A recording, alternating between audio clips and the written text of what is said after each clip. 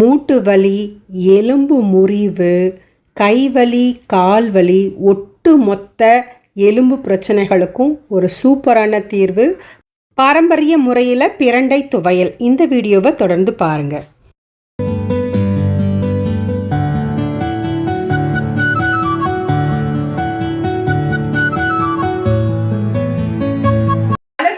வணக்கம் and welcome back to WonderPaulineVlogs. இன்னைக்கு நம்ம கிச்சன்ல என்ன பார்க்க போறோம்னா பிரண்டை துவையல். பிரண்டை துவையல் வந்து அதிகமான மருத்துவ குணங்கள் நிறைந்தது. ஸோ இந்த பிரண்டை துவையல் வந்து எப்படி பண்றது, ரொம்ப நாளைக்கு கெடாம ஊறுகா மாதிரி வருஷ கணக்கில் கூட வச்சு சாப்பிடலாம். ஃப்ரிட்ஜில் வச்சா வருஷ கணக்கு கூட இருக்கும், வெளியில் வச்சா மாச கணக்கில் இருக்கும். வாங்க எப்படி பண்ணுறதுன்றதை பார்க்கலாம். உங்கள் வீட்டில் செஞ்சுட்டு எப்படி வந்தது அப்படின்றத கமெண்ட் செக்ஷனில் சொல்லுங்கள்.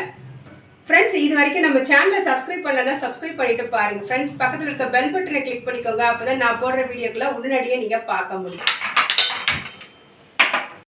கடாயில் 4 டேபிள் ஸ்பூன் கிட்ட நல்லெண்ணெய் ஊற்றிக்கலாம். நல்லெண்ணெயில் தான் செய்யணும். நல்லெண்ணெயில் நிறைய மருத்துவ குணங்கள் இருக்குது.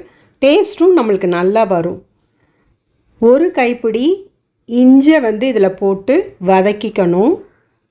2 கைப்பிடி பூண்டை வந்து இதில் போட்டு வதக்கிக்கணும். இதை நல்லா வதக்கணும் ஃப்ரெண்ட்ஸ். இதில் இருக்க தண்ணியெல்லாம் கொஞ்சம் வெளியில் வந்துடணும். பார்க்கும்பொழுது ப்ரௌனிஷாகவும் மாறிடும் அது. இதோடு கூட 7 காஞ்ச மிளகா சேர்த்துக்கிறேன். உங்கள் காரத்துக்கு ஏற்ற போல் நீங்கள் மிளகா சேர்த்துக்கோங்க. இஞ்சி பூண்டுமே நல்லா காரமாக இருக்கும். இன்னும் மிளகுலாம் சேர்க்கணும், அதனால் எனக்கு 7 போதும். 2 டேபிள் ஸ்பூன் மிளகு சேர்த்துக்கலாம். இதெல்லாம் நல்லா பொரிஞ்சு வரணும். நல்ல மணமாக இருக்குது பாருங்கள். இப்படி செய்யும்பொழுது நீண்ட நாளைக்கு கெடாது. இந்த பிரண்டை துவையல் பார்த்திங்கன்னா கர்ப்பப்பைக்கு நல்லது, நம்மளோட நுரையீரலுக்கு நல்லது, நம்மளோட எலும்புகளுக்கு நல்லது. வயத்தில் ஏதாவது கேஸ் பிரச்சனை இருந்தால் அதுவும் போயிடும். 1 டேபிள் ஸ்பூன் சீரகம் சேர்த்துக்கிறேன். 1 நெல்லிக்காய் அளவு புளி சேர்த்துக்கிறேன். புளி சேர்க்குறதால ரொம்ப நாளைக்கு கெடாது. இவ்வளோ மருத்துவ குணங்கள் நிறைந்த இந்த பிரண்டையை நம்ம அடிக்கடி உணவில் சேர்த்துக்கணும் ஃப்ரெண்ட்ஸ். சட்னியாக பண்ணி வச்சிட்டோம்னா தேவைன்னும் பொழுது வாரத்துக்கு 2 முறை 3 முறை கொஞ்சம் தொட்டுட்டு சாப்பிட்லாம். சாதத்தில் பிசைஞ்சு சாப்பிட்லாம், சூப்பராக இருக்கும். 2 டேபிள் ஸ்பூன் கொத்தமல்லி போட்டு நல்லா வறுத்துக்கணும். இந்த கொத்தமல்லி நல்ல ஒரு ஃப்ளேவர் கொடுக்கும், அதனால் நம்ம அதை சேர்த்துக்கிறது நல்லது, உடம்புக்கும் குளிர்ச்சியும் கூட. இப்பொழுது நான் 2 கப்பு வந்து பிரண்டையை வந்து இந்த மாதிரி தோல் நீக்கிட்டு கழுவிட்டு வச்சுருக்கேன். ஸோ இதை இப்போ நம்ம சேர்த்துக்கலாம். இந்த பிரண்டை வந்து எங்கள் தோட்டத்தில் வந்தது தான். நான் கார்டன் வீடியோஸ்லாம் நிறைய போட்டிருக்கேன். எங்கள் கார்டனில் கொஞ்சம் மூலிகைகள்லாம் இருக்குது. அதை எப்படி பராமரிக்கிறேன், என்னென்ன யூஸ் பண்ணுறேன்றதை நான் நம்ம சேனலில் போட்டிருக்கேன். ப்ளேலிஸ்ட்டை பார்த்தீங்கன்னா நீங்கள் செக் பண்ணிக்கலாம். நீங்களும் உங்கள் வீட்டில் வளர்க்கலாம்.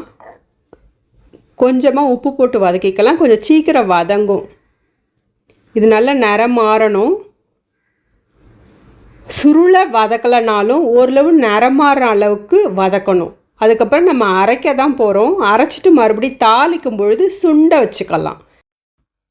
அதே கடாயில் 4 டேபிள் ஸ்பூன் நல்லெண்ணெய் ஊற்றிட்டு 1 டேபிள் ஸ்பூன் கடுகு போட்டு நல்லா பொரிய விடணும் ஃப்ரெண்ட்ஸ். அதை ஆற வச்சு அரைச்சி கொண்டு வந்தாச்சு. இப்போ தாளிச்சிட்ருக்கோம். 1 டேபிள் ஸ்பூன் பெருங்காய பொடி சேர்த்துக்கிறேன். இது ரெண்டுமே நல்லா பொரிஞ்சு மணம் வரணும். அதுக்கப்புறம் தான் நம்ம இந்த சட்னியை ஆட் பண்ணணும். நல்ல ஒரு வாசனை வந்துருச்சு. இப்போ அரைச்சி வச்ச சட்னியை ஆட் பண்ணிக்கலாம். நல்ல ஒரு மணமாக இருக்குது. இந்த சட்னியை நம்ம அரைச்சிட்டு வந்தோடனே இதை இன்னும் தாளித்து ஒரு சேர கிண்டி எடுக்கும் பொழுது நல்ல டேஸ்ட் வரும்.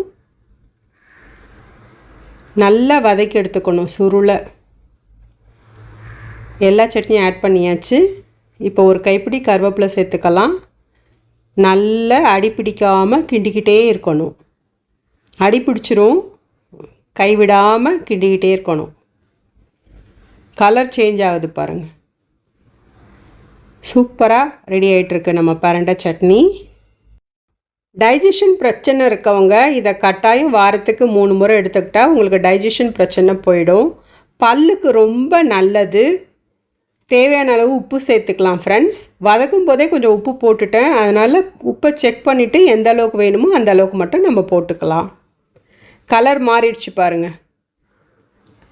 ஒரு 10 மினிட்ஸ் வதக்கினா போதும். ஸ்லோவில் வச்சு இந்த மாதிரி மாறிடும்.